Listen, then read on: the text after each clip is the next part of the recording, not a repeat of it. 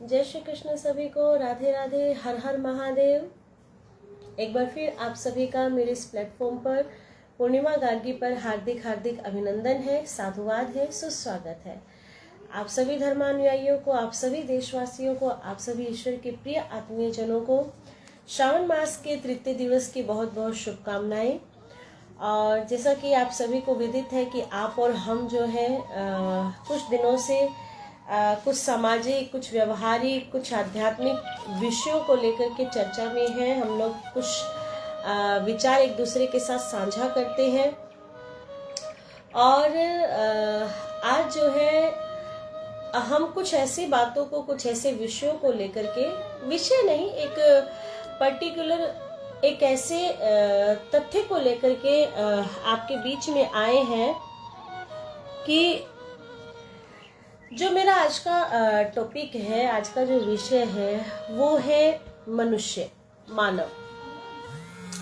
यूं तो इस मानव को लेकर के, इस मानव शब्द को लेकर के आप और हम सभी परिभाषित हैं, सभी इस चीज को जानते हैं कि मनुष्य जो है वो क्या है, मनुष्य को जीवन क्यों मिला है और इस मानव जीवन का उद्देश्य क्या है। इस मनुष्य जन्म, इस मनुष्य जीवन को लेकर के बहुत सारे इस तथ्य को लेकर के, इस विषय को लेकर के हमारे ऋषियों, महर्षियों, ब्रह्म ऋषियों ने अपने अपने वक्तव्य, अपने अपने विचारों को अपनी लेखनी के माध्यम से, अपनी कलम के माध्यम से, साहित्यों के माध्यम से, ग्रंथों के माध्यम से आपके, हमारे, हम सभी के बीच में रखा। और आप और हम बहुत बार सुनते भी आए हैं, पढ़ते भी आए हैं, कहते भी आए हैं, मानव का जन्म, मनुष्य का जीवन जो है बड़ी ही दुर्लभता से मिलता है, बड़ी मुश्किल से मिलता है। आज ये सब हम जानते हैं कि 84 लाख योनियों में भटकने के पश्चात जो है मनुष्य के जीवन की प्राप्ति होती है। और ये मनुष्य का जीवन जो है व्यक्ति को किसी विशेष लक्ष्य की प्राप्ति करने के लिए मिलता है। आज उस विषय पर हम और आप थोड़ी सी चर्चा करते हैं। निस्संदेह कि मानव का जीवन बड़े ही सौभाग्यशाली जीवात्माओं को प्राप्त होता है। इसके विषय में हमारे संतों ने, फकीरों ने, ऋषियों ने, महर्षियों ने, विद्वत जनों ने अपने अपने धरातल पर बहुत सारे वक्तव्य दिए हैं। आप सभी जानते हैं कि एक बहुत ही श्री रामचरितमानस के जो प्रणेता हैं, आदरणीय श्री गोस्वामी तुलसीदास जी, संत शिरोमणि जिन्हें कहा जाता है, जिन्होंने श्री रामचरितमानस की रचना की, उन्होंने तो बड़ा सुंदर, स्पष्ट इस बात को क्लियर कर दिया, एक सटीक सा उत्तर देते हुए इस मनुष्य जन्म एवं इस मानवीय जीवन के लक्ष्य को जो है हम सभी के सामने रखते हैं। बहुत सुंदर चौपाई के माध्यम से उन्होंने कहा कि बड़े भाग्य मानुष तन पावा, सुर दुर्लभ सदग्रंथ ही गावा, साधन धाम मोक्ष करी द्वारा, पाई न जेहि परलोक सवारा। आगे भी बहुत सारा उन्होंने वर्णन किया है, लेकिन आज हम थोड़ा सा इस एक चौपाई को लेकर चलते हैं। संत शिरोमणि गोस्वामी श्री तुलसीदास जी महाराज जी ने बहुत सुंदर वर्णन किया कि बड़े भाग्य, सबसे पहले तो इन दो शब्दों को ही आप और हम यदि लेकर चले तो गोस्वामी श्री तुलसीदास जी कहते कि अपने आप को कोसना बंद कीजिए। आजकल के वर्तमान परिवेश को यदि हम लेकर चले और आजकल के व्यवहारिक वार्तालाप, व्यवहारिक यदि जीवन की बात करें तो हर मनुष्य जो है अपने जीवन की सबसे बड़ी इस भ्रम, इस गलती को अपने साथ लेकर चल रहा है। और बहुत लोगों के मुख से आज भी हम जब आ रहे थे ट्रेन से तो बहुत लोगों आपस में जैसे बात कर रहे हैं कि बहुत लोगों के मुंह से सुना, अरे जन्म ही बेकार हो गया, संसार में आना ही व्यर्थ हो गया, जीवन लेना ही व्यर्थ हो गया, अपने आप को कोसते अच्छा होता कहीं इधर उधर। बहुत लोग तो ये भी कहते कि कीट पतंगे ही बने रहते तो अच्छा होता। लेकिन गोस्वामी श्री तुलसीदास जी महाराज जी ने कितना सुंदर शब्दों को पिरो करके हमारे सामने रखा और कहा बड़े भाग्य। आप सबसे पहले आप अपने आप को कोसना बंद कीजिए। आप और हम अत्यंत सौभाग्यशाली हैं कि जो हमें उस ईश्वर ने, उस परमात्मा ने, उस शक्ति ने, उस सत्ता ने अकारण जो है अहेतु की कृपा करके आपको, हमको, हम सभी को जो है इतना सुंदर मानवीय जीवन प्रदान किया, मनुष्य का जन्म प्रदान किया। बड़े भाग्य, सौभाग्यशाली समझिए। सबसे पहले तो अपने आप को कोसना बंद कीजिए। और तत्पश्चात बाबा कहते कि सुर दुर्लभ, सुर का अर्थ होता है देवता। ये शरीर तो देवताओं को भी दुर्लभ, अति दुर्लभ है। उन्हें भी इस तन की प्राप्ति सहजता से नहीं होती, इस जीवन की प्राप्ति सरलता से नहीं होती। वो भी हाथ जोड़कर विधाता से प्रार्थना करते हैं कि प्रभु इस देव योनि से निकाल करके, इस देव जन्म से निकाल करके हमें उस जन्म में भेजिए जिस जन्म में हम भोग संसाधनों के साथ साथ ऐसा कर्म भी करें जिस कर्म से हम आपको प्राप्त कर सकें, जिस कर्म को करने से हम आपकी प्रसन्नता को प्राप्त कर सकें, हम आपको रिझा सके, हम आपकी जो है जीवन में हम आपकी भक्ति कर सकें। अब बंधुओं विचार कीजिए, क्या आपने और हमने इस रामचरितमानस की चौपाई को पहली बार तो नहीं सुना होगा। हम लोग, मैंने कल भी कहा था, आप और हम ऐसी भारत भूमि पर रहते हैं जहां घर घर में राम की महिमा गाई जाती है, सुनाई जाती है, पढ़ाई भी जाती है। और आज उसी राम जी के चरित्र का वर्णन करने वाले श्री गोस्वामी तुलसीदास जी कहते कि सौभाग्यशाली समझिए अपने आप को, बड़भागी समझिए अपने आप को कि जो हमें आपको उस ईश्वर ने अकारण की कृपा करके, अहेतु की कृपा करके, न जाने किस कर्म पर रीझ गए, न जाने किस पर प्रसन्न हो गए और हमें इतना सुंदर जीवन प्रदान किया, इतने सुंदर संसार में आपको और हमें भेजा। इसलिए अपने आप को कोसना, दोष ठहराना, अपने आप को जो है कोसना बंद कीजिए। भगवान श्री राम जी तो स्वयं इस बात को कहते हैं कि सब मम प्रिय, सब मम उपजाई, पर सबते अधिक मनुज मोहे भाई। संपूर्ण संसार मेरी रचना है, सबको मैंने बनाया है, सभी मुझे प्रिय है, लेकिन मनुष्य मेरे प्रेम का सर्वाधिक अधिकारी है, सबसे ज्यादा अधिकारी है। अब बंधुओं एक विचार कीजिए, जब आप और हम परमात्मा के प्रेम के सर्वाधिक अधिकारी हैं, आपको और हमको ईश्वर का अंश कहा गया है कि आप हम सभी जो है उस परमात्मा का अंश है, जो करुणा निधान है, जो कृपा सिंधु है, जो आनंद घन स्वरूप है, जो सहज सुख को प्रदान करने वाले हैं, उस ईश्वर के आप और हम अंशी हैं, उनकी संतति हैं। अब विचार कीजिए, उनकी संतति बनकर के आप और हम आए तो क्या हमारे जीवन का कोई उद्देश्य नहीं होना चाहिए? हमारे जीवन का कोई लक्ष्य नहीं होना चाहिए? मुझे याद आ रही है यहाँ पर ठाकुर श्री रविंद्रनाथ जी की कविता की कुछ भावपूर्ण पंक्तियां जो अक्सर मुझे प्रेरित करती हैं और जिनकी पंक्तियों का सार आज मैं आपके सामने रखती हूँ।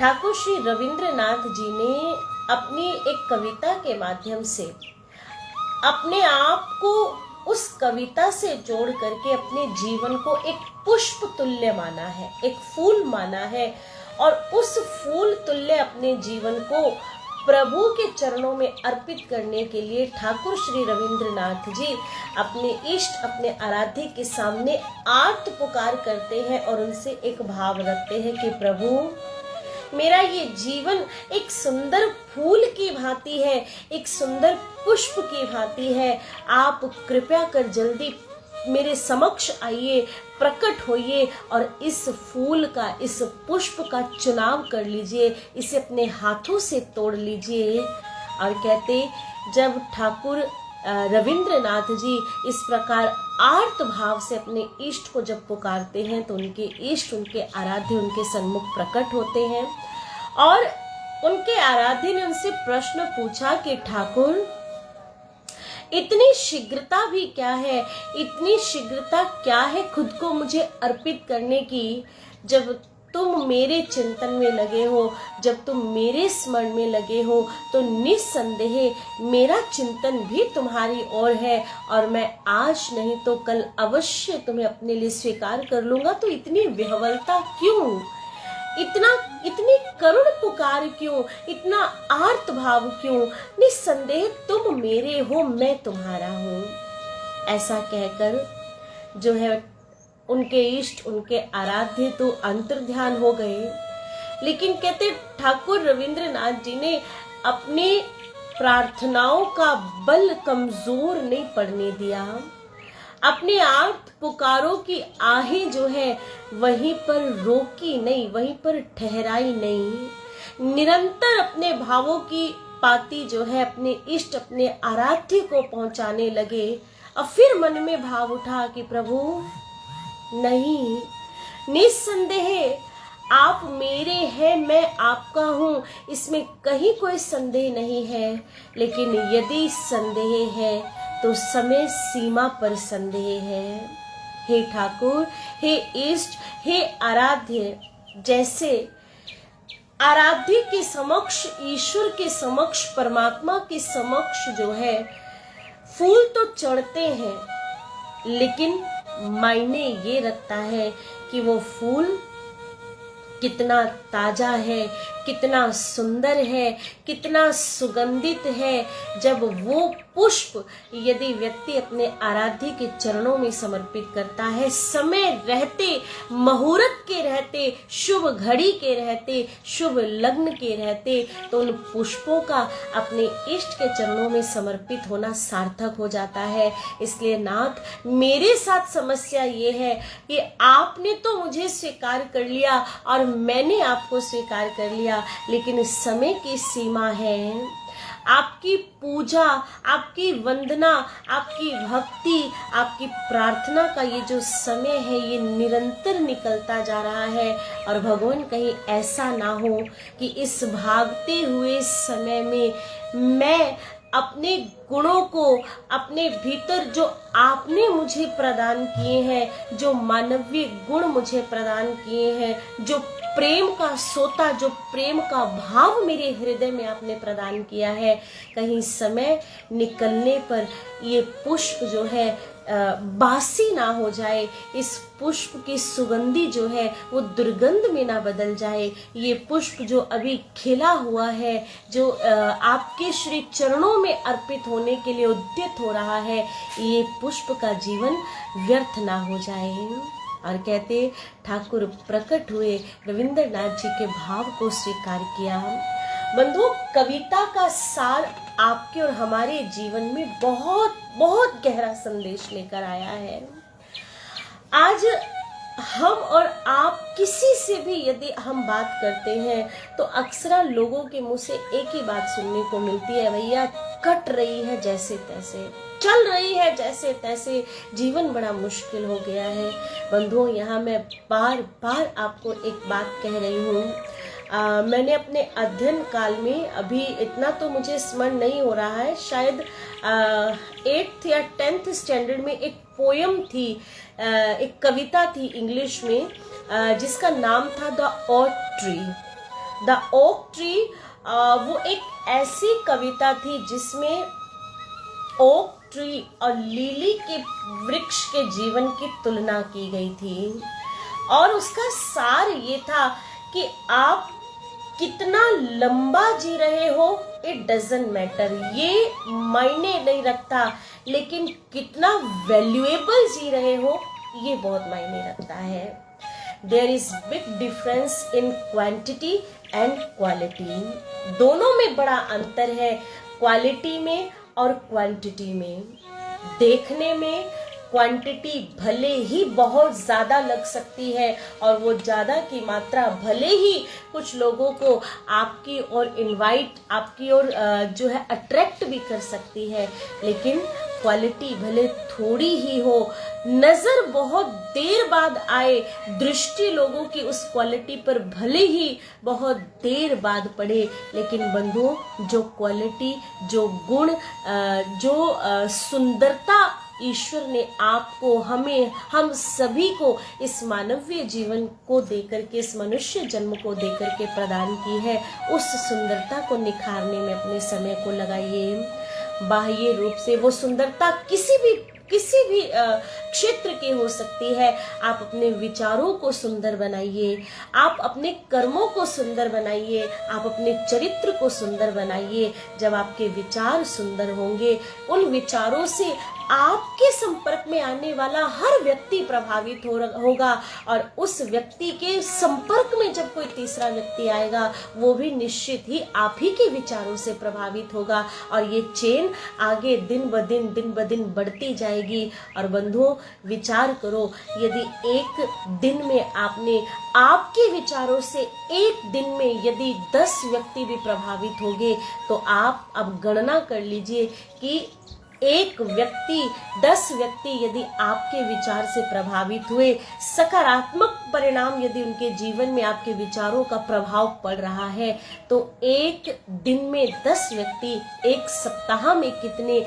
एक मास में कितने, एक वर्ष में कितने, और फिर देखिए आपकी सराउंडिंग्स, आपके अगल बगल का जो ओरा है, वो स्वयं कितना सुंदर होता चला जाएगा। इसलिए बंधुओं, आज गोस्वामी तुलसीदास जी के माध्यम से बताई हुई ये जो इतनी सुंदर चौपाई है, मैं तो कहती हर व्यक्ति को इस चौपाई का चिंतन करना चाहिए, रोज एक बार पढ़ना चाहिए। और जब हम रोज इसको पढ़ेंगे, बोलेंगे, उठते बैठते चलते फिरते, तो यकीन मानिए, मेरा अपना निजी अनुभव, व्यक्तिगत अनुभव ये कहता है, फिर आप और हम निश्चित ही अपने लक्ष्य की ओर धीरे धीरे खिंचे चले जाएंगे।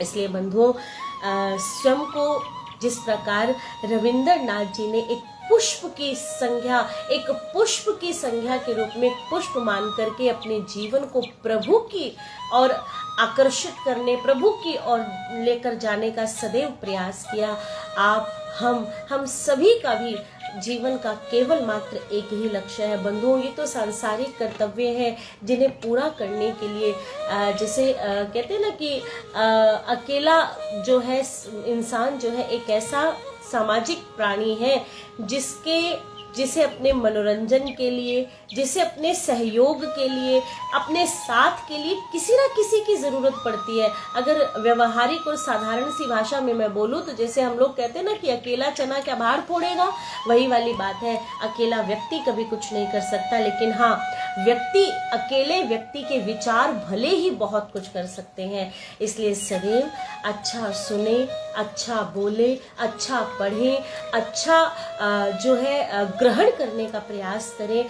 और जब आप स्वयं अपने जीवन के भीतर अपने आप को विशेष, अति विशेष, फिर याद रखिए, इट डजंट मैटर कि आपके पास क्वांटिटी कितनी है, मैटर करता है कि क्वालिटी कितनी है। जैसे छोटा सा मैं उदाहरण देती हूँ, आपके और हमारे फोन में कितने नंबर हैं, बहुत नंबर ऐड करते हैं ना, हमारी कांटेक्ट लिस्ट जो है बहुत लंबी चौड़ी होती है ना, लंबी चौड़ी, लेकिन मायने क्या करता है, मायने क्या रखता है, उस फोन लिस्ट में कांटेक्ट तो कई गुना है, कांटेक्ट तो कई हजार है, लेकिन थोड़ा सा विचार कीजिए, उन सभी कांटेक्टों में से आपकी और हमारी कनेक्टिविटी कितने लोगों के साथ है। कांटेक्ट और कनेक्ट ज्यादा अंतर नहीं है, फिर मैं दोहराऊंगी, कांटेक्ट और कनेक्ट ज्यादा अंतर नहीं है, अंतर थोड़ा सा ही है। लेकिन देखिए, क्या हम अपने फोन में ऐड सभी कांटेक्ट, सभी नंबर्स से तो हम बात नहीं कर पाते। किससे बात कर पाते हैं? जिसके साथ हमारी कनेक्टिविटी बनी होती है, जिसके साथ हमारा जुड़ाव बना होता है, जिसके साथ हमारा भाव बंधा होता है, जिसके साथ हमारी प्रीति बंधी होती है।